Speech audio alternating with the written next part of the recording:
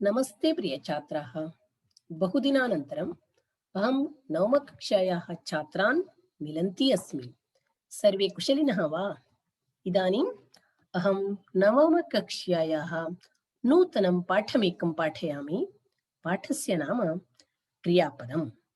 पञ्चमः पाठः क्रियापदम्। अस्मिन् पाठे छात्राः क्रियापदं नाम किं? क्रियापदस्य मूलरूपं किं? कति धातवः सन्ति? एतेषां विषयाणां प्रयुक्ते वयम् अस्मिन् पाठे जानीमः। पश्यन्तु छात्राः, तिङन्तं नाम क्रियापदम्। क्रियापदस्य मूलरूपं धातुः इति कथ्यते। क्रियाबोधकाः भू, गम, पठ, लिख इत्यादयः धातवः। क्रियापदे त्रयः भागाः सन्ति। तिङन्तं नाम क्रियापदम्। ಕ್ರಿಯಾಪದ ಅಂದ್ರೇನು? ತಿङಂತ. ತಿङಂತ ಅಂದ್ರೆ ತಿಂಗ್ ಪ್ರತ್ಯಯಗಳನ್ನು ಕೊನೆಯಲ್ಲಿ ಹೊಂದಿರುವಂತಹ ಶಬ್ದಗಳು. ತಿಂಗ್ ಪ್ರತ್ಯಯಗಳು ಅಂದ್ರೆ ಆಖ್ಯಾತ ಪ್ರತ್ಯಯಗಳು. ತಿ, ತಹ, ಅಂತಿ, ಸಿ, ತಹ, ಥ ಬೇರೆ ಬೇರೆ ಲಕಾರಗಳಲ್ಲಿ ಬೇರೆ ಬೇರೆ ತಿಂಗ್ ಪ್ರತ್ಯಯಗಳು ಇರ್ತವೆ. ಅವುಗಳನ್ನು ಕೊನೆಯಲ್ಲಿ ಹೊಂದಿರುವಂತಹದ್ದು ತಿङಂತ ಅಥವಾ ಕ್ರಿಯಾಪದ. ಕ್ರಿಯೆಯನ್ನು ಸೂಚಿಸುವ ಪದ ಕ್ರಿಯಾಪದ. ಯಂ ಕ್ರಿಯಾಂ ಸೂಚಯತಿ ತತ್ಪದಂ ಕ್ರಿಯಾಪದಂ. ಕ್ರಿಯಾಪದಸ್ಯ ಮೂಲರೂಪಂ ಧಾತುಃ. ಕ್ರಿಯಾಪದದ ಮೂಲರೂಪ ಯಾವುದು? ಧಾತುಃ. ಕ್ರಿಯಾಬೋಧಕಾಃ ಭೂ, ಗಂ, ಪಠ್, ಲಿಖ್ ಇತ್ಯಾದಯಃ ಧಾತವಃ. ಕ್ರಿಯೆಯನ್ನು ಸೂಚಿಸುವಂತಹ ಭೂ, ಗಂ, ಪಠ್, ಲಿಖ್ ಇವೆಲ್ಲವೂ ಧಾತುಗಳು. ಕ್ರಿಯಾಪದೇ ತ್ರಯಃ ಭಾಗಾಃ ಸಂತಿ. ಕ್ರಿಯಾಪದದಲ್ಲಿ 3 ಭಾಗಗಳಿದ್ದಾವೆ. ನೋಡಿ ಯಾವುದೊಳೆ? धातु विकर्ण प्रत्यय, तिंग प्रत्यय अथवा आख्यात प्रत्यय क्रियापदम. धातुविगे विकर्ण प्रत्यय ಮತ್ತೆ ತಿಂಗ್ ಪ್ರತ್ಯಯಗಳು ಸೇರಿದ್ರೆ ಕ್ರಿಯಾಪದವಾಗುತ್ತದೆ. ಉದಾಹರಣೆ, ಪಠಿತಿ ಧಾತುಃ, ಅ ಇತಿ ವಿಕರಣ ಪ್ರತ್ಯಯ, ತಿ ಇತಿ ತಿಂಗ್ ಪ್ರತ್ಯಯ, ಪಠತಿ ಇತಿ ಕ್ರಿಯಾಪದಂ. ಪಠೆಂಬ ಧಾತುವಿಗೆ ಅ ಎಂಬ ವಿಕರಣ ಪ್ರತ್ಯಯ, ತಿ ಎಂಬ ತಿಂಗ್ ಪ್ರತ್ಯಯ ಸೇರಿ ಪಠತಿ ಎಂಬ ಕ್ರಿಯಾಪದವಾಗಿದೆ.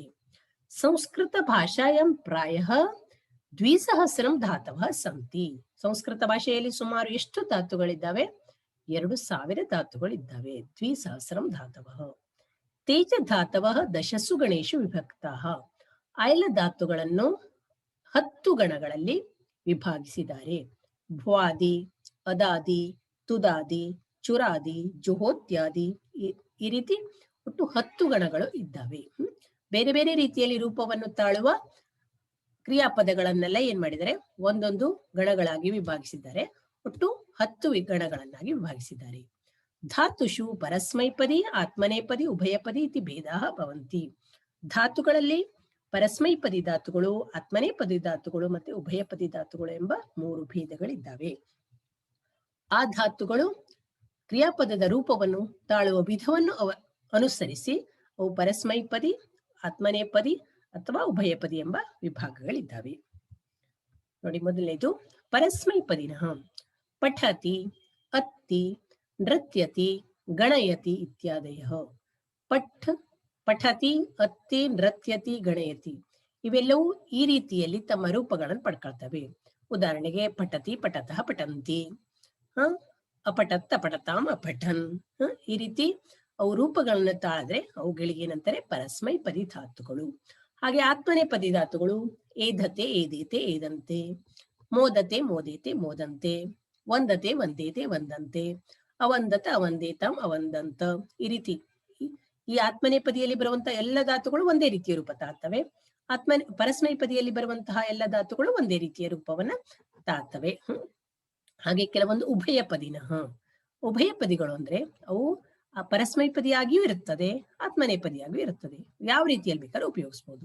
ಯಾಚತಿ, ಯಾಚತೆ, ರಾಜತಿ, ರಾಜತೆ, ಕರೋತಿ, ಕುರುತೆ, ಯಾಚತಿ, ಯಾಚತಃ, ಯಾಚಂತಿ ಉಪಯೋಗಿಸಿದ್ರು ಓಕೆ. ಯಾಚತೆ, ಯಾಚೇತೆ, ಯಾಚಂತಿ ಇವು ಉಭಯಪದಿಗಳು. ಕ್ರಿಯಾಯಾಃ ಕಾಲಸ್ಯ ಅರ್ಥವಿಶೇಷಸ್ಯ ಚ ಬೋಧನಾರ್ಥಂ ದಶಲಕಾರಃ ಸಂತಿ. ಕ್ರಿಯೆಯ ನಾವು ಮಾಡುವಂತ ಕ್ರಿಯೆಯ ಅದರ ಕಾಲದ ಅದರ ಮತ್ತೆ ಅರ್ಥ ವಿಶೇಷತೆಯನ್ನು ತಿಳಿಸ್ಲಿಕ್ಕಾಗಿ 10 ಲಕಾರಗಳಿದ್ದಾವೆ. ಅದು ಯಾವ್ಯಾವುದು? ಲಟ್, ಲಿಟ್, ಲುಟ್, ಲೇಟ್, ಲೋಟ್, ಲಂಗ್, ಲಿಂಗ್, ಅದರಲ್ಲಿ ವಿಧಿರ್ಲಿಂಗ್ ಆಶೀರ್ಲಿಂಗ ಬರ್ತದೆ. ಲುಂಗ್, ರಂಗ್ ಇತಿ. ಇದಕ್ಕೆ ಒಂದು ಶ್ಲೋಕ ಇದೆ, ನಿಮ್ಗೆ ಗೊತ್ತಿದ್ಯಾ? ಲಟ್ ವರ್ತಮಾನೆ ಲೇಟ್ ವೇದೆ ಭೂತೆ ಲಂಗ್ ಲುಂಗ್ ಲಿಟಸ್ತತ ವಿದ್ಯಾಶಿಶೋಶ್ಚ ಲಿಂಗ್ ಲೋಟೌ ಲುಟ್ ರಟ್ ರಂಗ್ ಚ ಭವಿಷ್ಯತಿ. ವರ್ತಮಾನ ಕಾಲೇ ಲಟ್ಲಕಾರಃ ಭವತಿ. ವೇದೆ ವೇದದಲ್ಲಿ ಲೇಟ್ ಲಕಾರಃ. ಭೂತೆ ಭೂತಕಾಲೇ ತ್ರಯಃ ಲಕಾರಃ ಭವಂತಿ. ತೇ ಲಂಗ್ ಲುಂಗ್ ಲಿಟ್. ತಥೈವ ವಿದ್ಯಾಶಿಶೋಶ್ಚ ವಿದ್ಯಾರ್ಥಕದಲ್ಲಿ ಲಿಂಗ್ ಲಕಾರ, ಹಾಗೆ ಲೋಟ್ ಲಕಾರ ಬರ್ತದೆ. ಹಾಗೆ ಭವಿಷ್ಯತ್ ಕಾಲದಲ್ಲಿಯೂ ಕೂಡ 3 ಲಕಾರ ಬರ್ತದೆ. ಲುಟ್, ರಟ್, ರಂಗ್, ಈ ರೀತಿ ಒಟ್ಟು 10 ಲಕಾರಗಳು. ಅವು ಕ್ರಿಯಾಪದದ ಕಾಲದ ಮತ್ತೆ ಅದರ ಅರ್ಥ ವಿಶೇಷತೆಯನ್ನ ತಿಳಿಸಿಕೊಡ್ತವೆ. ಅಷ್ಟಮ ಕಕ್ಷಾಯಾಂ ಲಟ್, ರಟ್, ಲಂಗ್ ಲಕಾರಾಣಂ ಪರಿಚಯ ಪ್ರಾಪ್ತಃ ಅಸ್ತಿ. ಈಗಾಗಲೇ ನೀವು 8ನೇ ವರ್ಗದಲ್ಲಿ ಲಟ್ ಲಕಾರ, ರಟ್ ಲಕಾರ, ಲಂಗ್ ಲಕಾರ ಅಂದರೆ ವರ್ತಮಾನ ಕಾಲದ ಲಟ್, ಭವಿಷ್ಯತ್ ಕಾಲದ ರಟ್, ಭೂತಕಾಲದ ಲಂಗ್ ಲಕಾರಗಳ ಪರಿಚಯವನ್ನು ಮಾಡ್ಕೊಂಡಿದ್ದೀರಿ. ತೇ ಅತ್ರ ಪುನಃ ಸ್ಮರಿಯತೆ. ಈಗ ಮತ್ತೆ ಅದನ್ನ ನಾವು ನೆನಪು ಮಾಡ್ಕೊಳ್ತಾ ಇದ್ದೇವೆ. ಅಪಿಚ ಅತ್ರ ಲೋಟ್ ಲಕಾರಸ್ಯ ವಿಧಿಲಿಂಗ್ ಲಕಾರಸ್ಯ ಚ ಪರಿಚಯ ಕಾರ್ಯತೆ.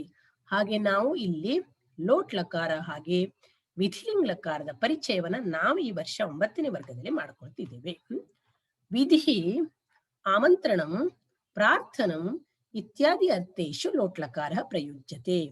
ವಿಧಿ ಅಂದ್ರೆ ಮಾಡಲೇಬೇಕಾದದ್ದು, ಆಮಂತ್ರಣ ಮಾಡೋದು, ಕರೆಯುವುದು, ಪ್ರಾರ್ಥನೆ ಮಾಡಿಕೊಳ್ಳುವ ಅರ್ಥಗಳಲ್ಲಿ ಲೋಟ್ ಲಕಾರವು ಬಳಕೆಯಾಗ್ತದೆ. ಉದಾಹರಣೆ ನೋಡಿ, ಛಾತ್ರಾಹ ಪಾಠಂ ಪಠಂತು, ವಿದ್ಯಾರ್ಥಿಗಳು ಪಾಠವನ್ನು ಓದಲಿ. ವಯಂ ಗ್ರಾಮಂ ಗಚ್ಛಾಮ, ನಾವು ಗ್ರಾಮಕ್ಕೆ ಹೋಗೋಣ. ಬಾಲಕಃ ಗುರುಂ ವಂದಂತಾಂ, ಬಾಲಕರು ಗುರುವಿಗೆ ವಂದಿಸಲಿ. ವಯಂ ಯಶಃ ಲಭಾಮಹೈ, ನಾವು ಯಶಸ್ಸನ್ನು ಹೊಂದೋಣ. ಈ ರೀತಿ ಇಲ್ಲಿರುವ ಕ್ರಿಯಾಪದಗಳೆಲ್ಲವೂ ಲೋಟ್ ಲಕಾರದ ರೂಪಗಳು. ಈಗ ನೋಡಿ ವಿದ್ಯಾರ್ಥಿಗಳೇ, ಈಗಾಗಲೇ ವರ್ತಮಾನ ಕಾಲದಲ್ಲಿ ಲಟ್ ಲಕಾರ ಬರ್ತದೆ ಅಂತ ಗೊತ್ತಿದೆ. ಅದರ ರೂಪಗಳನ್ನು ಕೂಡ ತಿಳ್ಕೊಂಡಿದ್ದೀರಿ. ಅದರ ವಿವರಣೆಯನ್ನ ಇನ್ನೊಮ್ಮೆ ನೋಡೋಣ. ವರ್ತಮಾನ ಕಾಲ ಲಟ್ ಲಕಾರ ಕ್ರಿಯಾಪದಾನಾಂ ವರ್ತಮಾನ ಕಾಲ ಸೂಚನಾಯ ಲಟ್ ಇತಿ ಲಕಾರ ಪ್ರಯುಜ್ಯತೆ. ಕ್ರಿಯಾಪದಗಳ ವರ್ತಮಾನ ಕಾಲವನ್ನು ಸೂಚಿಸಲಿಕ್ಕೆ ಯಾವ ಲಕಾರ ಬಳಕೆ ಮಾಡ್ತಾರೆ? ಲಟ್ ಲಕಾರ. ವರ್ತಮಾನ ಕಾಲದಲ್ಲಿ ಇರುವುದು ಒಂದೇ ಲಕಾರ, ಅದು ಲಟ್ ಲಕಾರ. ಪಠಿತಿ ಧಾತು ಪಠನ ಕ್ರಿಯಾ ವಾಚಕ ಪರಸ್ಮೈಪದಿ. ಪಠ್ ಎಂಬುದು ಪರಸ್ಮೈಪದಿ ಧಾತು. ಪಟ್ಟೆಂಬ ಧಾತು ಪಠನ ಕ್ರಿಯೆಯನ್ನು ಸೂಚಿಸುತ್ತದೆ. ಲಟ್ ಲಕಾರೆ ಕಥಂ ರೂಪಂ ಪ್ರಾಪ್ನೋತಿ ಪಶ್ಯಂತು. ಪಠತಿ, ಪಠತಃ, ಪಠಂತಿ, ಪಠಸಿ, ಪಠಥಃ, ಪಠಥ, ಪಠಾಮಿ, ಪಠಾವಹ, ಪಠಾಮಹ. ಅದು ಪ್ರಥಮ ಪುರುಷದಲ್ಲಿ ಪಠತಿ ಏಕವಚನ, ಪಠತಃ ದ್ವಿವಚನ, ಪಠಂತಿ ಬಹುವಚನ. ಮಧ್ಯಮ ಪುರುಷದಲ್ಲಿ ಪಠಸಿ ಏಕವಚನ, ಪಠತಃ ದ್ವಿವಚನ, ಪಠಥ ಬಹುವಚನ. ಉತ್ತಮ ಪುರುಷದಲ್ಲಿ ಪಠಾಮಿ ಏಕವಚನ, ಪಠಾವಹ ದ್ವಿವಚನ, ಬಹುವಚನ, ಪಠಾಮಹ. ನೀವೀಗಾಗಲೇ ಓದಿದ್ದೀರಿ ಅಲ್ವಾ? ಅದನ್ನು ಯಾವ ಸಂದರ್ಭಗಳಲ್ಲಿ ಬಳಕೆ ಮಾಡೋದು ಮುಂದೋಡೋಣ. ವಾಕ್ಯ ಪ್ರಯೋಗ ಯಥಾ. ವಾಕ್ಯ ಪ್ರಯೋಗವನ್ನು ನೀವು ಹೇಗೆ ಮಾಡ್ತೀರಿ? ಪಠತಿ, ಪಠತಃ, ಪಠಂತಿ, ಪಟ್ ಧಾತು ಲಟ್ ಲಕಾರ ಹೇಳಿ ಅಂದ್ರೆ ನೀವೇನ್ ಮಾಡಿರ್ತೀರಿ? ಸರಾಗವಾಗಿ ಹೇಳ್ತೀರಿ. ಆದ್ರೆ ಪಠತಿ ಯಾವಾಗ ಬರ್ತದೆ ಎನ್ನುವುದನ್ನೆಲ್ಲ ಈಗ ನಾವಿಲ್ಲಿ ನೋಡೋಣ. ನೋಡಿ, ಸಂಸ್ಕೃತ ಭಾಷಾಯಾಂ ತ್ರಯಃ ಪುರುಷಃ ಸಂತಿ. ತೇ ಪ್ರಥಮ ಪುರುಷಃ, ಮಧ್ಯಮ ಪುರುಷ, ಉತ್ತಮ ಪುರುಷಃ. ತಥೈವ ತ್ರೀಣಿ ವಚನಾನಿ ಸಂತಿ. ಏಕವಚನಂ, ದ್ವಿವಚನಂ, ಬಹುವಚನಂ. ಆ ಪ್ರಥಮ ಪುರುಷದಲ್ಲಿ ಯಾವ ವ್ಯಕ್ತಿಗಳು ಬರ್ತಾರೆ? ಯಾವ ಶಬ್ದಗಳನ್ನ ಪ್ರಥಮ ಪುರುಷದಲ್ಲಿ ಇಡ್ಬೇಕು ನಾವು? ಹಾಗೆ ಮಧ್ಯಮ ಪುರುಷದಲ್ಲಿ ಯಾವ್ದು ಇಡ್ಬೇಕು? ಉತ್ತಮ ಪುರುಷದಲ್ಲಿ ಯಾವ್ದು ಇಡ್ಬೇಕು? ನೋಡಿ, ಸಹ, ಸಾ, ತತ್. ಸಹ ಅಂದ್ರೆ ಅವನು, ಸಾ ಅಂದ್ರೆ ಅವಳು, ತತ್ ಅಂದ್ರೆ ಅದು. ಇದು ಏಕವಚನದಲ್ಲಿ. ದ್ವಿವಚನದಲ್ಲಿ ತೌ, ತೇ, ತೇ. ಅವರಿಬ್ಬರು.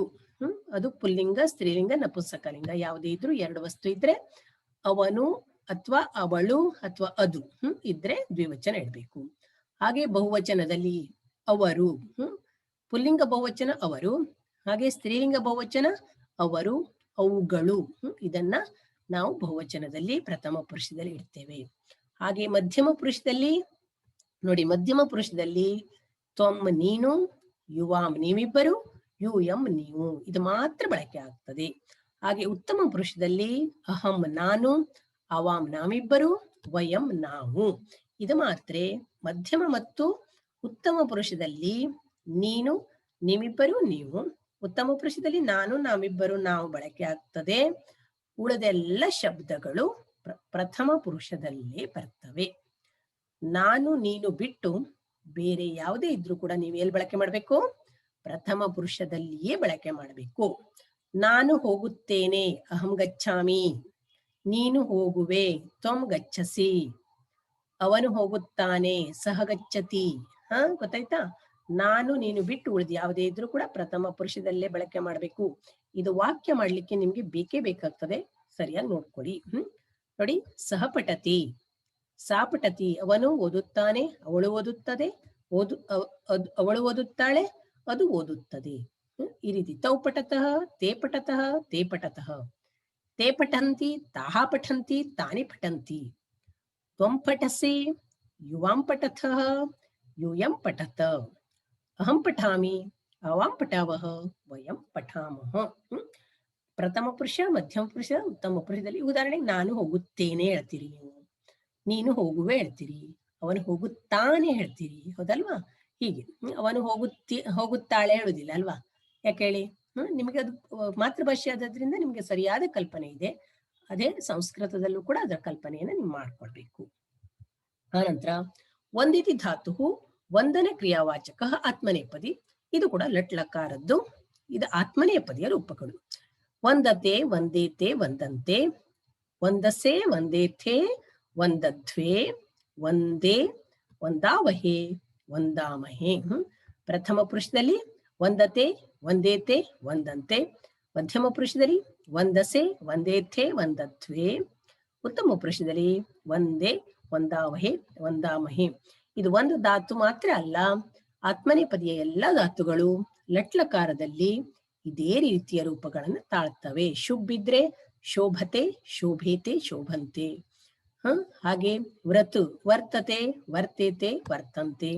ಈ ರೀತಿ ಎಲ್ಲ ಧಾತುಗಳು, ಆತ್ಮನೇಪದಿಯ ಧಾತುಗಳು ಇದೇ ರೂಪವನ್ನು ತಾಳ್ತವೆ.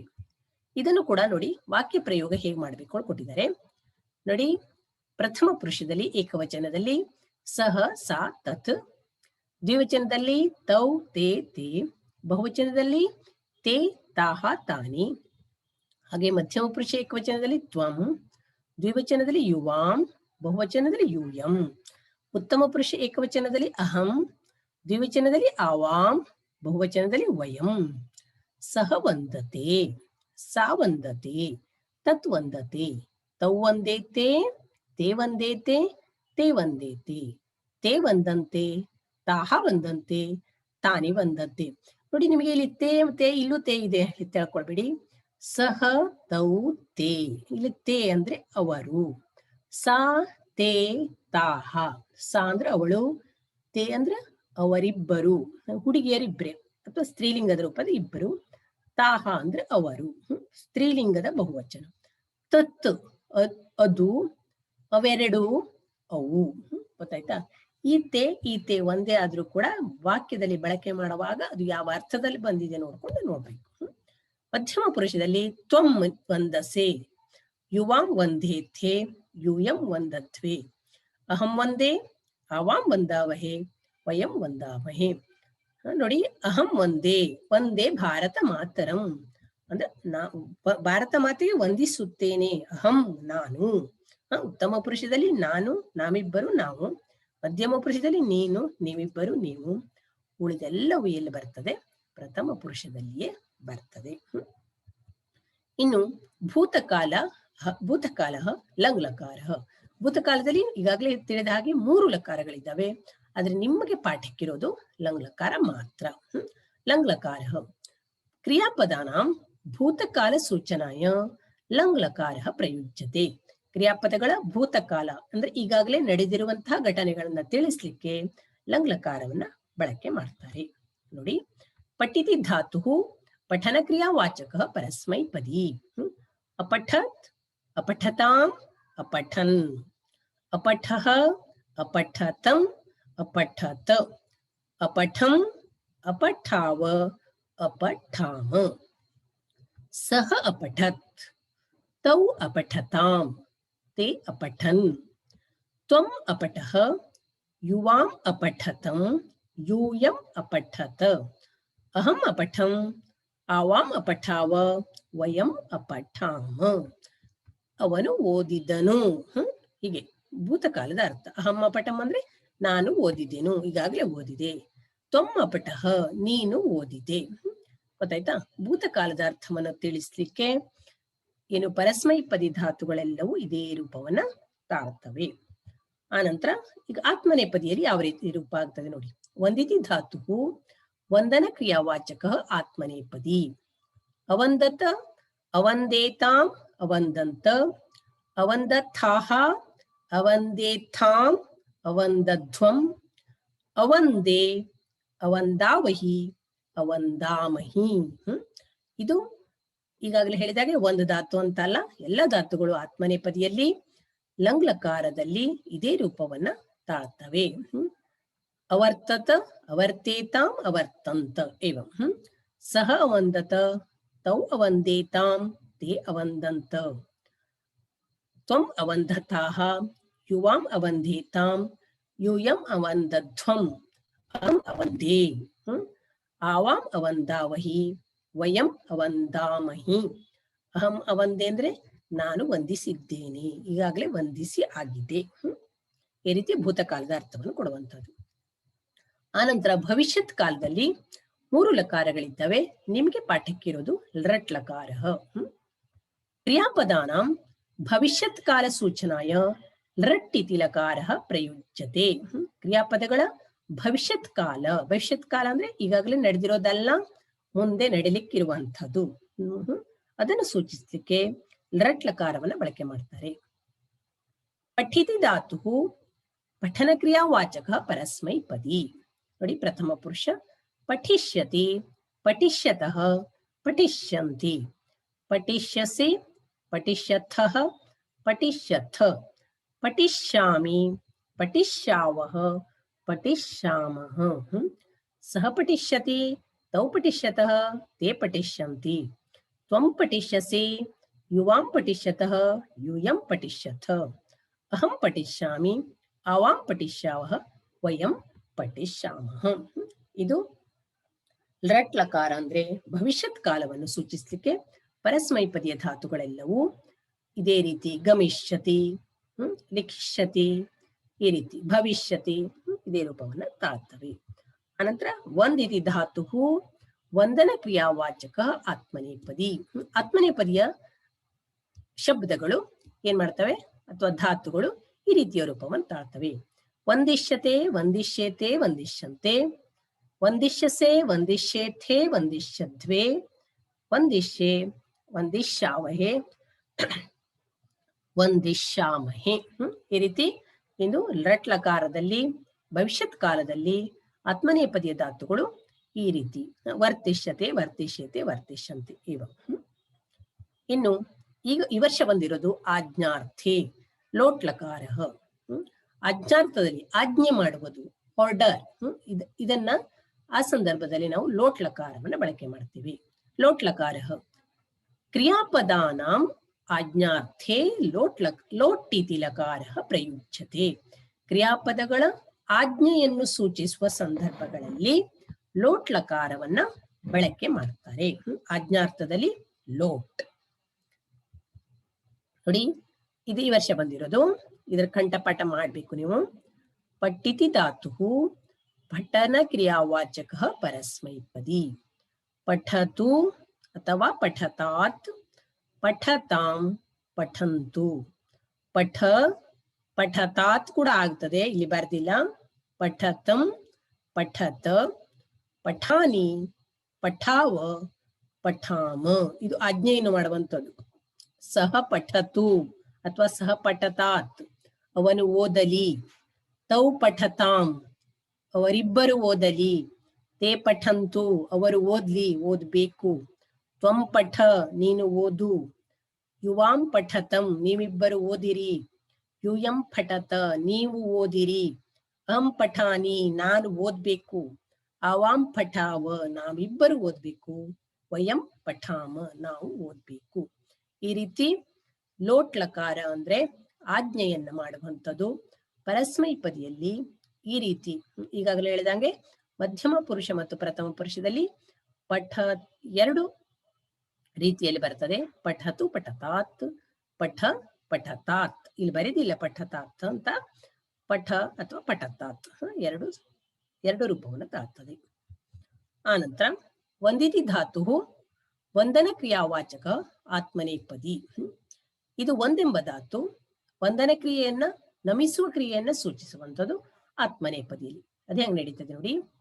ವಂದತಾಂ ವಂದೇತಾಂ ವಂದಂತಾಂ, ವಂದಸ್ವ ವಂದೇಥಾಂ ವಂದಧ್ವಂ, ವಂದೈ ವಂದಾವಹೈ ವಂದಾಹೈ. ಇದು ಕೂಡ ಲೋಟ್ ಲಕಾರ ಆಜ್ಞೆಯನ್ನು ಮಾಡುವಂಥದ್ದು, ಆದ್ರೆ ಆತ್ಮನೇಪದಿ. ವಂದತಾಂ ಸಹ ವಂದತಾಂ, ತೌ ವಂದೇತಾಂ ತೇ ವಂದಂತಾಂ. ಈಗ ಸಹ ಹೇಳಿದ್ದೇನೆ ಅಂದ್ರೆ ಸಹ ಮಾತ್ರ ಅಲ್ಲ, ಬಾಲಕಃ ವಂದತಾಂ, ಬಾಲಿಕಾ ವಂದತಾಂ, ರಾಮಃ ವಂದತಾಂ, ಗಿರಿಜಾ ವಂದತಾಂ. ಗೊತ್ತಾಯ್ತಾ? ಪ್ರಥಮ ಪುರುಷದಲ್ಲಿ ಏಕವಚನ, ದ್ವಿವಚನ, ಬಹುವಚನದಲ್ಲಿ ಇದೇ ರೀತಿ ರೂಪ. ವಂದತಾಂ ವಂದೇತಾಂ ವಂದಂತಾಂ. ಮಧ್ಯಮ ಪುರುಷದಲ್ಲಿ ಮಾತ್ರ ತ್ವಂ ವಂದಸ್ವ, ಯುವಾಂ ವಂದೇತಾಂ, ಯೂಯಂ ವಂದಧ್ವಂ, ಅಹಂ ವಂದೈ, ಆವಾಂ ವಂದಾವಹೈ, ವಯಂ ವಂದಾಮಹೈ. ಇದನ್ನು ಕೂಡ ನೀವು ಕಂಠಪಾಠ ಮಾಡಬೇಕು. ಗೊತ್ತಾಯ್ತಾ? ಯಾಕಂದ್ರೆ ನಿಮಗೆ ವಾಕ್ಯ ಪ್ರಯೋಗ ಮಾಡಬೇಕಾದ್ರೆ, ಉದಾಹರಣೆಗೆ ಅವನು ಹೋಗಲಿ, ಅವನು ಮನೆಗೆ ಹೋಗಲಿ ಹೇಳಿದ್ಯಲ್ಲ, ಆಗ ನೀವೇನ್ ಮಾಡ್ತೀರಿ? ಗಮ್ಮ ಧಾತು ಅಲ್ವಾ? ಅವನು ಸಹ, ಅವನು ಗೃಹಂ ಮನೆಗೆ, ಗಚ್ಚತು ಹೋಗಲಿ, ಸಹ ಗೃಹಂ ಗಚ್ಚತು ಹೇಳಿ ಬರೀಬೇಕಾಗ್ತದೆ. ನೀನು ಮನೆಗೆ ಹೋಗು ಹೇಳ್ತಾರೆ. ತ್ವಂ ನೀನು ಅಂದ್ರೆ ಮಧ್ಯಮ ಪುರುಷ ಅಲ್ವಾ? ತ್ವಂ ಗೃಹಂ ಗಚ್ಚ ನೋಡಿ, ಪಠ ಇದ್ದಲ್ಲಿ ಗಚ್ಚ. ಗೊತ್ತಾಯ್ತಾ? ಈ ರೀತಿ ವಾಕ್ಯ ಪ್ರಯೋಗ ಮಾಡಬೇಕಾದ್ರೆ ಈ ಲಕಾರಗಳು, ಕ್ರಿಯಾಪದದ ರೂಪಗಳು ಬೇಕಾಗ್ತವೆ ನಿಮಗೆ. ಅನಂತರ ಇನ್ನು ಕೊನೆಯದಾಗಿ ವಿದ್ಯಾರ್ಥಕ. ವಿದ್ಯಾರ್ಥಿ ಸಂಭಾವನಾರ್ಥೆ ಆಜ್ಞಾರ್ಥೆ ಚ ವಿಧಿಲಿಂಗ್ ಲಕಾರ ಭವತಿ. ವಿಧಿ ಮಾಡಲೇಬೇಕಾದದ್ದು ಅಂತ ವಿಧಿಸುವುದು. ಸಂಭಾವನೆ ಅಂದ್ರೆ ಊಹಾರ್ಥಕ, ಕೆಲವೊಂದು ಸಂದರ್ಭದಲ್ಲಿ ಊಹೆಯನ್ನು ಮಾಡುವಂತ ಸಂದರ್ಭದಲ್ಲೂ ಬರ್ತದೆ. ಹಾಗೆ ಆಜ್ಞೆಯನ್ನು ಮಾಡುವ ಸಂದರ್ಭಗಳಲ್ಲೂ ಕೂಡ ವಿಧಿಲಿಂಗ್ ಲಕಾರವನ್ನ ಬಳಕೆ ಮಾಡ್ತಾರೆ. ವಿಧಿಲಿಂಗ್ ಲಕಾರ ಕ್ರಿಯಾಪದಾನಾಂ ವಿಧಿ ಸಂಭಾವನಾ ಆಜ್ಞಾರ್ಥೇಶು ಲಿಂಗ್, ಲಿಂಗ್ ಅಂದ್ರೆ ವಿಧಿಲಿಂಗ್ ಇತಿ ಲಕಾರ ಪ್ರಯುಜ್ಯತೆ. ವಿಧಿ ವಿಧಿಸುವಂಥದ್ದು, ಮಾಡಲೇಬೇಕಾದದ್ದು, ಇದು ಕೂಡ ಆರ್ಡರ್ ಮಾಡುವಂಥದ್ದು. ಪಟ್ಟಿತಿ ಧಾತು ಪಠನ ಕ್ರಿಯಾವಾಚಕ ಪರಸ್ಮೈಪದಿ. ಪಟ್ಟೆಂಬ ಧಾತು ಪಠನ ಕ್ರಿಯೆಯನ್ನು ಸೂಚಿಸುವುದು ಪರಸ್ಮೈಪದಿ. ಧಾತುಗಳೆಲ್ಲವೂ ವಿಧಿಲಿಂಗ್ ಲಕಾರದಲ್ಲಿ ಇದೇ ರೀತಿಯ ರೂಪವನ್ನು ತಾಳ್ತವೆ. ಯಾವುದು? ಪಠೇತ್, ಪಠೇತಾಂ, ಪಠೇಯುಹು, ಪಠೇಹೆ, ಪಠೇತಂ, ಪಠೇತ, ಪಠೇಯಂ, ಪಠೇವ, ಪಠೇಮ. ಸಹ ಪಠೇತ್, ತೌ ಪಠೇತಾಂ, ತೇ ಪಠೇಯುಹು, ತ್ವಂ ಪಠೇಹೆ, ಯುವಾಂ ಪಠೇತಂ, ಯೂಯಂ ಪಠೇತ, ಅಹಂ ಪಠೇಯಂ, ಆವಾಂ ಪಠೇವ, ವಯಂ ಪಠೇಮ. ಪಠೇತ್ ಸಹ ಪಠೇತ್ ಅಂದ್ರೆ ಅವನು ಓದತಕ್ಕದ್ದು, ಮಾಡತಕ್ಕದ್ದು. ತ್ವಂ ಪಠೇಹೆ ನೀನು ಓದತಕ್ಕದ್ದು. ಅಹಂ ಪಠೇಯಂ ನಾನು ಓದಲೇಬೇಕು. ಈ ರೀತಿ ವಿಧಿಸುವಂತಹದ್ದು, ಆಜ್ಞೆಯನ್ನು ಮಾಡುವುದು ಅಂತಹದ್ದು ವಿಧಿಲಿಂಗ್ ಲಕಾರ. ಇದು ಪರಸ್ಮೈಪದಿ.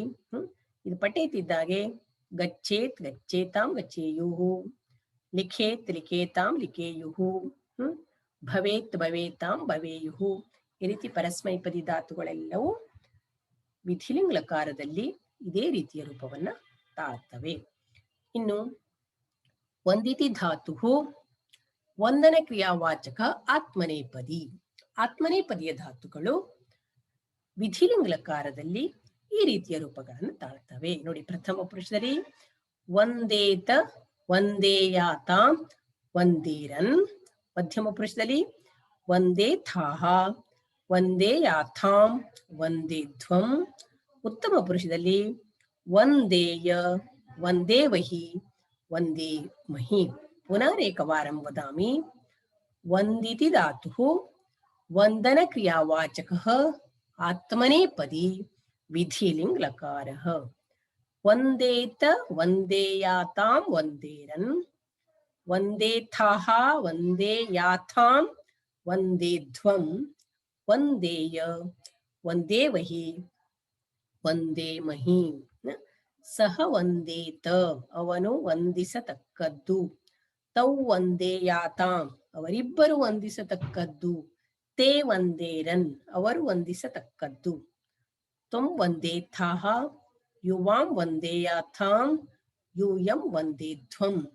ಅಹಂ ವಂದೇಯ, ಆವಾಂ ವಂದೇವಹಿ, ವಯಂ ವಂದೇಮಹಿ. ಈ ರೀತಿ ನಿಮಗೆ 8ನೇ ವರ್ಗದಲ್ಲಿ ಕಲಿತಿರುವುದರ ಜೊತೆಗೆ ಈ ವರ್ಷ ಬಂದಿರುವಂತಹ ಲೋಟ್ ಲಕಾರ ಮತ್ತೆ ವಿಧಿಲಿಂಗ್ ಲಕಾರದ ರೂಪಗಳನ್ನ ನಾನು ಹೇಳಿದ್ದೇನೆ. ಆ ಮೂರು, ಮೊದಲನೇದು ಲಟ್ ಲಕಾರ, ಲಂಗ್ ಲಕಾರ ಮತ್ತೆ ಲಟ್ ಲಕಾರದ ರೂಪಗಳು ನಿಮ್ಗೆ ಈಗಾಗಲೇ ಗೊತ್ತಿದಾವೆ. ಇದು ಯಾವುದು ವಿಧಿಲಿಂಗ್ ಲಕಾರ ಮತ್ತೆ ಲೋಟ್ ಲಕಾರದ ರೂಪಗಳನ್ನು ಕೂಡ ಕಂಠಪಾಠ ಮಾಡಿ ಇಟ್ಕೊಳ್ಳಿ. ಯಾಕೆಂದ್ರೆ ವಾಕ್ಯ ಪ್ರಯೋಗ ಮಾಡಬೇಕಾದ್ರೆ ಅದು ಅತ್ಯವಶ್ಯಕವಾಗಿ ಬೇಕು. ವಾಕ್ಯ ಪ್ರಯೋಗದಲ್ಲಿ ಯಾವ ಯಾವ ಪುರುಷಗಳಲ್ಲಿ ಯಾವ್ಯಾವ್ದು ಬರ್ತದೆ ಅನ್ನೋದನ್ನು ಕೂಡ ನೀವು ತಿಳ್ಕೊಂಡಿದ್ದೀರಿ. ನೋಡಿ, ಈಗಾಗಲೇ ಹೇಳಿದಾಗೆ ಸಹ ತೌತೆ, ತ್ವಂ ಯುವಾಂ ಯೂಯಂ, ಅಹಂ ಅವಾಂ ವಯಂ. ಈ ರೀತಿ ಬರ್ತದೆ. ಇದನ್ನ ನೆನಪಿನಲ್ಲಿ ಇಟ್ಕೊಳ್ಳಿ.